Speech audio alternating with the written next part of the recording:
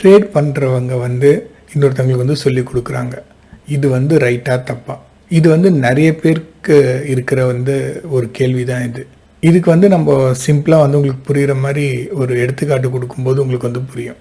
Regular எஜுகேஷனை வந்து விட்டுருங்க. ஐ மீன் இந்த ஃபஸ்ட் ஸ்டாண்டர்ட்லேருந்து 10th 11th 12th அப்புறம் காலேஜ், இது வந்து ரெகுலர் எஜுகேஷன்.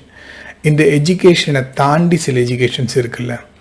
இப்போது ஒரு டாக்டர் ஆகிறவங்க, அப்புறமா வந்து டிரைவிங் ஸ்கூலில் டிரைவிங் வந்து கற்றுக்கிறவங்க, ஒரு ஹார்ட் சர்ஜன், ஃப்ளைட் ஓட்டுறவங்க, இவங்க எல்லாருமே வந்து பார்த்தீங்கன்னா உங்களுக்கு என்ன வந்து புரியும். இப்போ நீங்கள் வந்து ஒரு பைலட் ஆகணும் அப்படின்னா உங்களுக்கு யார் சொல்லிக் கொடுப்பா? இன்னொரு பைலட் தானே சொல்லிக் கொடுப்பாங்க. நீங்கள் ஒரு ஹார்ட் சர்ஜனாக ஆகணும் அப்படின்னு நினைக்கிறீங்கன்னா என்ன பண்ணுவாங்க? இன்னொரு ஹார்ட் சர்ஜன் தானே உங்களுக்கு வந்து அந்த சர்ஜரியை பற்றி சொல்லிக் கொடுப்பாங்க. ஒரு யூனிக் ஸ்கில் எது எடுத்தாலும் வந்து பார்த்திங்கன்னா அதில் யார் எக்ஸ்பர்ட்டாக இருக்காங்களோ அவங்க தான் வந்து பார்த்திங்கன்னா சொல்லிக் கொடுப்பாங்க. ஸோ நீங்கள் அதை அக்செப்ட் பண்ணுறீங்க. ட்ரேட் பண்ணுறவங்க வந்து பார்த்திங்கன்னா சொல்லி கொடுக்கும்போது இவருக்கு வந்து பார்த்திங்கன்னா ட்ரேடிங்கில் பெருசாக வந்து காசு வரல போல் இருக்குது, அதனால தான் சொல்லிக் கொடுக்க வந்திருக்காரு அப்படின்னு நிறைய பேர் நினைக்கிறாங்க. நான் ரீசெண்டாக ஒரு வீடியோ கூட பார்த்தேன். ஒரு ஃபேமஸ் தமிழ் பர்சன் தான் ஆப்ஷன் பண்ணுறவர், பேர் சொல்ல விரும்பல, ஆனால் எனக்கு அவர் ரொம்ப பிடிக்கும். அவரோட வீடியோவில் நான் பார்க்கும்போது உங்களோட ட்ரேடிங் இன்கம்மை விட இந்த கோச்சிங் இன்கம் தான் உங்களுக்கு நிறைய இருக்குதுன்னு சொல்லிட்டு யாரோ மெசேஜ் பண்ணியிருந்தாங்க. அதுக்கு அவர் வந்து நான் வந்து ரெண்டுமே காமிக்கிறேன், அந்த டிஃப்ரென்ஸ் அமௌண்ட் எனக்கு கொடுங்கன்னு சொல்லி கூட ஏதோ ரிப்ளை பண்ணியிருந்தார். ஆக்சுவலாக அவர் லெவலுக்கு வந்து அவர் ரிப்ளை எல்லாம் பண்ணணுன்னு அவசியமே இல்லை. ஆனால் என்ன பண்ணுறது, சில கேள்விகளுக்கு வந்து பதில் சொல்லி தானே ஆகணும். அதனால தான் அவர் சொல்லியிருப்பார் நான் நினைக்கிறேன். சரி, ட்ரேட் பண்ணுறவங்க வந்து சொல்லிக் கொடுக்குறது வந்து தப்பு இல்லை. ஆனால் சொல்லிக் கொடுக்குற எல்லாருமே வந்து கரெக்டாக சொல்லி கொடுக்குறாங்களா அப்படின்றது தான் இங்கே கேள்வி. நீங்கள் வந்து ஃப்ரெஷ் இயர், ஐ மீன் ட்ரேடிங்கை பொறுத்த வரைக்கும் ஒருத்தர் வந்து என்ன பண்ணுறாங்கன்னா ஒரு யூடியூப் வீடியோவை பார்த்துட்டோ இல்லை சில ஆட்ஸை பார்த்துட்டோ என்ன பண்ணுறாங்க, அவங்க போய் கற்றுக்கணுன்னு போய் பார்க்குறாங்க. ஸோ அந்த இடத்துல வந்து அவங்களுக்கு ஒரு ப்ராஃபிட்டபிள் ட்ரேட்ஸ் எடுக்கிற அளவுக்கு ஒரு நாலேஜ் வந்து கிடைக்காம போகும்போது அவங்க வந்து ஃப்ரஸ்ட்ரேஷனுக்கு வந்து போயிடுவாங்க. அந்த ஃப்ரஸ்ட்ரேஷனில் என்ன பண்ணுவாங்கன்னா இந்த மாதிரியான தவறான ஒரு முடிவுக்கு வந்து அவங்க வந்துடுவாங்க. என்னை பொறுத்த வரைக்கும் ட்ரேட் பண்ணுறவங்க தான் ட்ரேடை சொல்லி கொடுக்க முடியும். ஸோ உங்களுக்கு வேறு சாய்ஸ் கிடையாது. ஆனால் நீங்கள் சூஸ் பண்ணுற பீப்புள் இருக்காங்கல்ல, அந்த விஷயத்தில் நீங்கள் வந்து எந்த அளவுக்கு வந்து கேர்ஃபுல்லாக இருக்கீங்கன்றது தான் வந்து முக்கியம். நான் வந்து கிட்டத்தட்ட ஒரு 7-8 பேர்கிட்ட போய் கற்றுட்டு இருந்திருக்கேன். அப்படி நான் கற்றுக்கும் போது சில பேர்கிட்ட வந்து எனக்கு லேர்னிங் வந்து பெருசாக கிடைக்கல, சில பேர்கிட்ட எனக்கு கிடைச்சிது. ஸோ இது ரெண்டுமே வந்து லேர்னிங் தான். எது பண்ணணும்னு தெரியறது வந்து ஒரு லேர்னிங், எது பண்ணக்கூடாதுன்னு தெரியறதும் ஒரு லேர்னிங் தான். ஆனால் எல்லாராலையும் வந்து அஃபோர்ட் பண்ண முடியாது, அது நான் ஒத்துக்கிறேன். ஸோ என்னால் முடிஞ்சிச்சு, அதனால் நான் வந்து எல்லாருக்கிட்டையும் நான் போய் கற்றுக்கிட்டு ஓகே இது சரி கிடையாது, இது வந்து செட் ஆகுது அப்படின்னு நம்ம வந்து பார்த்தீங்கன்னா டிசைட் பண்ணுறோம். ஸோ அந்த மாதிரி டிசைட் பண்ண முடியாதவங்க என்ன பண்ணலாம் அப்படின்னா, ஒருத்தரை வந்து ஃபாலோ பண்ணுங்கள், யாராவது ஒருத்தர். அது யூடியூபாக இருக்கட்டும், இல்லைன்னா வந்து இல்லை நீங்கள் ஒரு கோர்ஸாக இருக்கட்டும், ஒருத்தரை வந்து ஃபாலோ பண்ணுங்கள். அந்த ஒருத்தர்கிட்ட என்ன நாலேஜ் இருக்கோ நீங்கள் சரண்டர் பண்ணணும், அதுதான் ரொம்ப முக்கியம். நீங்கள் வந்து அதை டவுட் பண்ணக்கூடாது.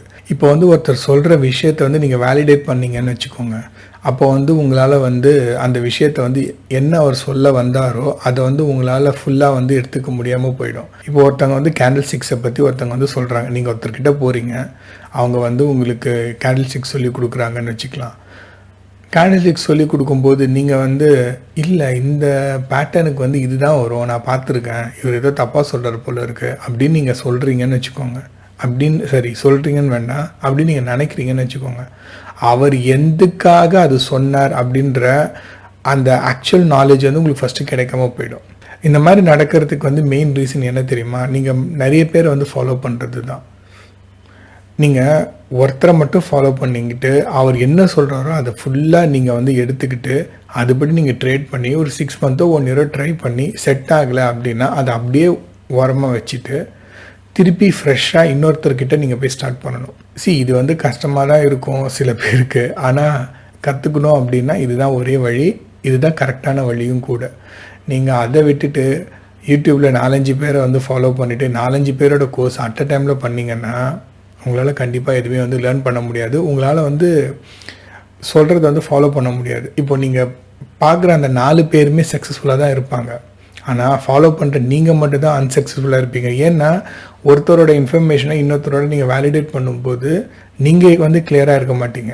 ஸோ ஆப்வியஸாக வந்து உங்களுக்கு வந்து நஷ்டம் தான் அதனால. ஸோ லேர்ன் பண்ணுறதுக்கு வேறு ஆப்ஷனே கிடையாது. ட்ரேட் பண்ணுறவங்ககிட்ட தான் நீங்கள் கற்றுக்கணும். ஸோ நீங்கள் சூஸ் பண்ணுற பர்சன் யார் அப்படின்றது வந்து நீங்கள் தான் கொஞ்சம் விசாரித்து தான் நீங்கள் வந்து பண்ணணும். அதுதான் ஒரே வழி, வேறு ஆப்ஷன் வந்து கிடையாது. இன்னொரு விஷயமும் இதில் நீங்கள் வந்து புரிஞ்சிக்கணும். இது வந்து பார்த்தீங்கன்னா காலேஜ் மாதிரியோ ஸ்கூல் மாதிரியோ கிடையாது. ஓகே, நான் 3 வருஷம் பிஎஸ்சி கம்ப்யூட்டர் சயின்ஸ் படித்தேன், முடிஞ்சிச்சு, எனக்கு வேலை கிடைக்கும், அந்த மாதிரி கிடையாது. இது வந்து ஸ்கில் அப்படின்னா எப்படின்னா, இந்த சாஃப்ட்வேர் மாதிரி ஒரு இண்டஸ்ட்ரி எடுத்துக்கோங்க, டாக்டர் மாதிரியான ஒரு இண்டஸ்ட்ரி எடுத்துக்கோங்க. இப்போது நீங்கள் எம்பிபிஎஸ் படித்து முடிச்சிட்டிங்க அப்படின்னா அந்த டாக்டரால் rest of the complete year வந்து அவரால் ட்ரீட்மெண்ட் பண்ண முடியும்னு நினைக்கிறீங்களா?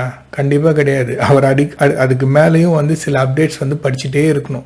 கரண்ட்டில் என்ன மெடிசன்ஸ் வருது, கரண்ட்டில் என்ன நோய் வருது, அதெல்லாம் அவர் கற்றுக்கணும். இப்போ சாஃப்ட்வேர் எப்படின்னா, நீங்கள் ஜாவா படிச்சிருப்பீங்க, ஜாவா படித்து அது ஜாவான்றது ஒரு ப்ரோக்ராம் லாங்குவேஜ், எக்ஸாம்பிளுக்கு சொல்கிறேன். சரி, நான் ஜாவா முடிச்சிட்டேன் அப்படின்னு நீங்கள் போய்ட்டு வேலைக்கு போனீங்கன்னா அந்த படித்ததை வச்சு நீங்கள் ஒரு 6 மாதம், 1 வருஷமே, 2-3 வருஷம் ஓட்ட முடியும், அவ்வளோதான். அதுக்கு மேலே வந்து நீங்கள் அதில் நீங்கள் சஸ்டெயின் ஆகணும் அப்படின்னா அதோட நெக்ஸ்ட் வெர்ஷன்ஸ் வந்து நீங்கள் படிக்கணும். அதே மாதிரி தான் ட்ரேடிங்கும். 1996 2000 அந்த டைமில் வந்த மார்க்கெட் வந்து கண்டிப்பாக வேறு மாதிரி இருந்திருக்கும். 2008 ஒரு பெரிய ரெசிஷன் வந்ததில்ல, அதுக்கப்புறமா அந்த மார்க்கெட் வந்து கம்ப்ளீட்டாக வேறு. இப்போ கோவிடுக்கு முன்னாடி இருந்த மார்க்கெட் வேறு, கோவிடுக்கு அப்புறமா இருக்கிற மார்க்கெட் வேறு. பீப்புளோட சென்டிமெண்ட்ஸ், பீப்புளோட அப்ரோச்சஸ் எல்லாமே மாறிடுச்சு. மார்க்கெட்டுன்றது என்ன? எல்லா கலெக்ஷன் ஆஃப் பீப்புள், அதாவது நம்ம எல்லாருமே இருக்கோம்ல, நம்மளுடைய எமோஷன் தான் வந்து மார்க்கெட்டில் வந்து ரிஃப்ளெக்ட் ஆகுது. நீங்கள் கோவிடுக்கு முன்னாடி வந்து எவ்வளோ ஜாலியாக, அமைதியாக, கம்போஸ்டாக ஒரு பிஸ்னஸ்லாம் பார்த்தீங்கன்னா 20 வருஷம் 25 வருஷம் ரன் பண்ணிட்டு இருந்தவங்கெல்லாம் இருந்தாங்க. கோவிடுக்கு அப்புறமா என்னாச்சு, அந்த மாதிரி நிறைய பிஸ்னஸ் க்ளோஸ் ஆகிடுச்சு, நிறைய ஆன்லைன் பிஸ்னஸ் வந்துச்சு, ஆஃப்லைன் பிஸ்னஸ் வந்துச்சு.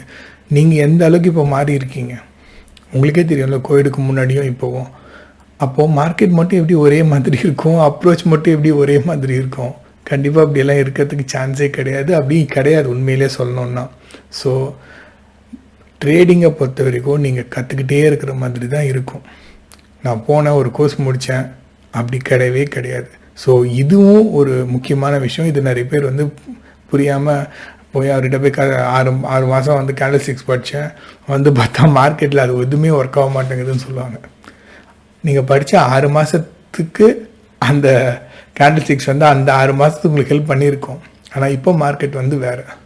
நீங்கள் நிறைய பேர் பார்த்துருப்பீங்க, ஒரு கேண்டில் ஸ்டிக்ஸில் வந்து இந்த டோஜி, அப்புறம் ஹேமர், இந்த மாதிரிலாம் நிறைய சொல்லுவாங்க. ஒரு ஸ்டாக்கில் ஒர்க் பண்ணியிருக்கோம் ஹேமர், இன்னொரு ஸ்டாக்கில் அந்த ஹேமர் வந்து ஒர்க் பண்ணியிருக்காரு. நான் சொல்கிறது உங்களுக்கு புரியலன்னா நீங்கள் போய் செக் பண்ணி பாருங்கள். ஸோ ஏன் வந்து ஹேமர்னால் என்ன, டவுன் ட்ரெண்டில் இருக்கணும் அப்படின்னு சில ரூல்ஸ் இருக்குன்னு வச்சுக்கோங்க. அந்த ரூல்ஸ் படி ஏன் எல்லா ஸ்டாக்ஸ்லேயும் அது மாதிரி ஒர்க் ஆகலை? ஏன்னா ஒரு ஸ்டாக்கை வச்சுருக்கிற பீப்புள் வந்து அவங்களோட ரியாக்ஷன்ஸ் வந்து வேறு மாதிரி இருக்கும். டாடா குரூப்ஸ் எல்லாம் வச்சுருக்கிற ஸ்டாக் பீப்புள் வந்து வேறு மாதிரி இருப்பாங்க. பென்னி ஸ்டாக்ஸ் வச்சுருக்கிற ஸ்டாக்ஸ் இருக்குல்ல, அந்த பீப்புளோட மைண்ட் செட் வந்து வேறு மாதிரி இருக்கும். அந்த மாதிரி பீப்புளோட எமோஷன்ஸ் வந்து வேறு மாதிரி. அப்போது ஆப்வியஸாக வந்து பார்த்தீங்கன்னா லேர்னிங்ஸும் நீங்கள் வந்து கண்டினியூஸாகவும் பண்ணணும், அதே டைமில் வேறு மாதிரி அப்ரோச்சும் நீங்கள் வந்து யூஸ் பண்ணுற மாதிரி இருக்கும். ஸோ ட்ரேடிங் வந்து எஜுகேஷன் கிடையாது, ட்ரேடிங் வந்து கேம்லிங்கும் கிடையாது. ட்ரேடிங் வந்து ஒரு ஸ்கில். அந்த ஸ்கில் வந்து நீங்கள் எந்த அளவுக்கு அப்டேட் ஆகிட்டே இருக்கீங்களோ அந்த அளவுக்கு வந்து அது உங்களுக்கு வந்து ஹெல்ப் பண்ணும். ஸோ உங்களுக்கு வந்து ட்ரேட் பண்ணுறவங்க தான் ட்ரேடிங்கை சொல்லி கொடுக்க முடியும் அப்படின்றதுல வந்து ஓரளவுக்கு வந்து நம்பிக்கை வந்திருக்குன்னு நான் நினைக்கிறேன்.